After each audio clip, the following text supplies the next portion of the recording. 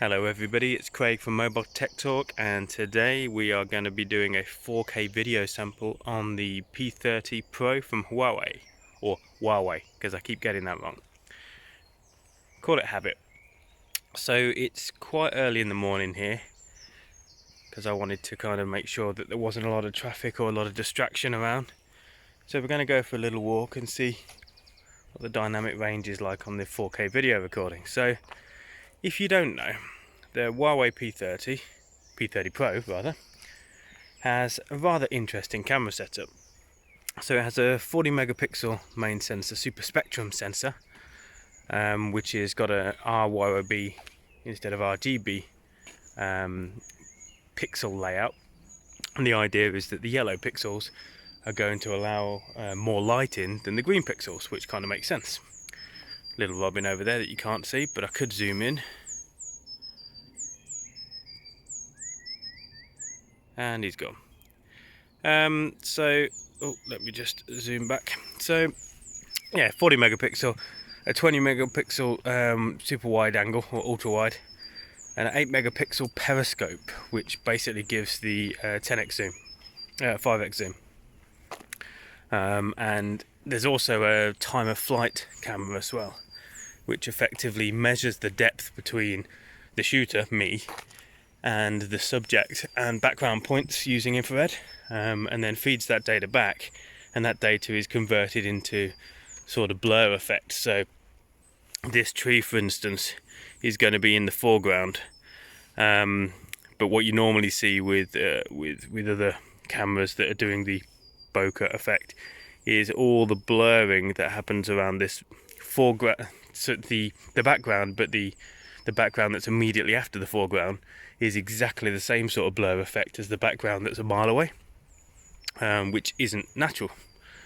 As you look at something closely through a shallow depth lens, then aperture, then what actually happens is, as you get further away from the focal point, the blur starts to get, well, blurrier and less pronounced. The closer into the foreground you get, it gets more pronounced. So the time of flight sensor actually allows that to happen, which you'll see in the pictures on MobileTechTalk when the review goes up, actually does work quite well. There's still some issues with edge detection around the foreground subject, but other than that, everything seems to work well. Anyway, that's the Huawei P30 Pro. We are currently walking around in 4K. I'm trying to find something that actually looks worthwhile showing you guys in terms of colour, but I don't know how the sound's going to come across here. We shall see.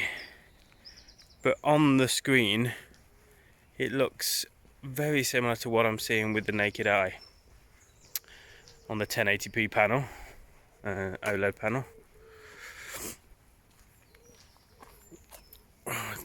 Dynamic range is a little bit off, perhaps, but not too bad at all. What I'm really interested in here is the stability, because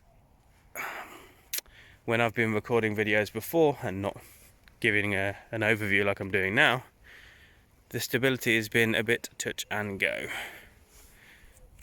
But the quality, I'm just waiting to see if there's any jelly effects sort of around here or around here, like there was on the Mate 20 Pro. But there doesn't seem to be. Let me just stand still and do a bit of a spin, see if I can get any jelly effect going.